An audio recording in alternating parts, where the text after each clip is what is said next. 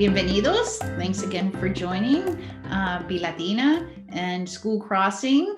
My name is Maria Twena. I'm here to read the second chapter of School Crossing, the story of a bilingual, bicultural Latina character and her reminiscing of her first day of school. And while it was written originally for children, I've had a lot of great responses from second generation and 1.5 generation, those immigrants that came at an early age to the US and were socialized here, of their experiences and how similar they were to MariVi's experiences. So I'm grateful for that. So we say this is a children's book, but it really touches all of us who have lived this experience. So we're going to start reading to The Birth of Mary Paz. So here we go. When my teacher, Mrs. Smith, a tall blonde woman with blue eyes, dimples, and a very fast walk, called me Mary Paz, I couldn't even correct her. In fact, I didn't know she was even calling me until she said, Mary Paz, twice while looking at me. I tried to tell her, that's not my name. My name is Maria Victoria de la Paz, but nothing came out of my mouth except the word here, like all the other kids had said when their names were called. She then handed me a paper name badge with the name Mary Paz on it, and she asked me to put it on. There it is. As Mrs. Smith went through the classroom rules, she said she wanted to see how well we knew letters and numbers. So she gave us each a bucket filled with both and asked us to group the numbers in one pile and the letters in another. I finished very quickly, and when I looked up at the class, I realized that I was the only one looking up. Everyone else was still working on their project.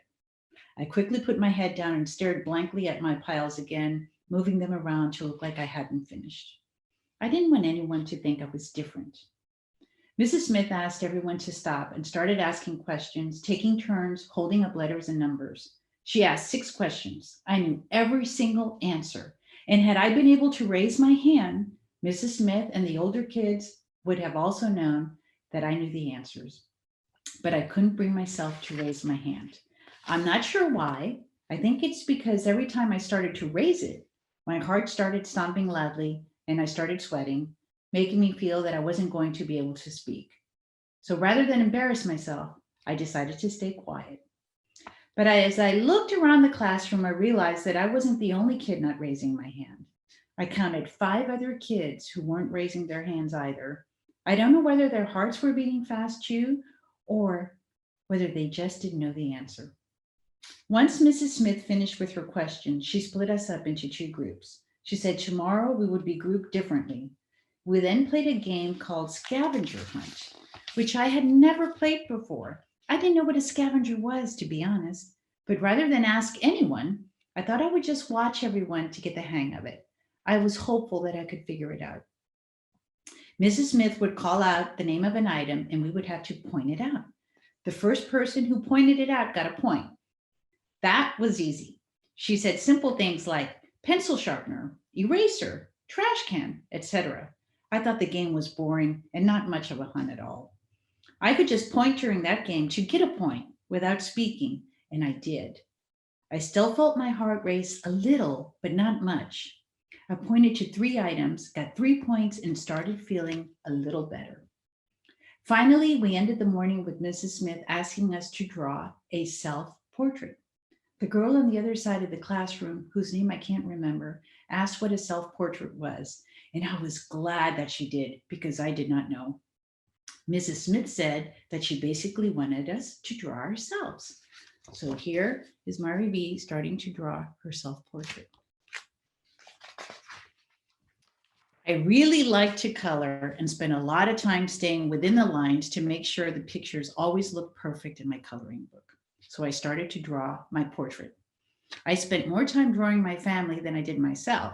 I drew all of us eating dinner in the small dining room. Papa, Mama, Abuelita, Gordo, Isa, and me. When we finished, I noticed that Mama was much bigger than the rest of us, even than Papa. When we shared our pictures with the teacher, I realized that she had asked us to draw a self-portrait, not a family portrait. And I was the only one who had drawn the whole family. Everyone else had drawn themselves, only themselves.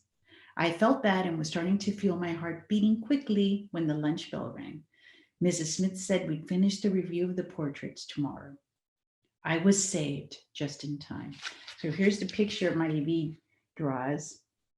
It's the whole family, as she mentions in the book. So two things about this chapter that I think are worth noting. The first one is her name gets changed. She's not Maria de la Paz Abascal anymore. She's Mary Paz. And that's so horrible when someone doesn't call you by your authentic name, especially in first grade. It tells you you need to be different to be here. It tells you you're not good enough coming in as you are. And we all need to be very sensitive to how people want to be called and what their name is. Renaming someone without their permission is not a good thing. The second one is the picture. MariVi doesn't see herself separate from her family.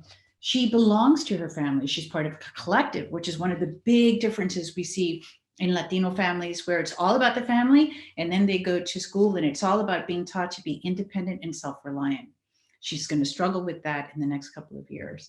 But for now, it's seen in the first assignment, draw a picture of yourself. And she can't draw just herself. She draws her whole family because that's all she knows. She's part of the family. Well, that's today's reading, chapter 2.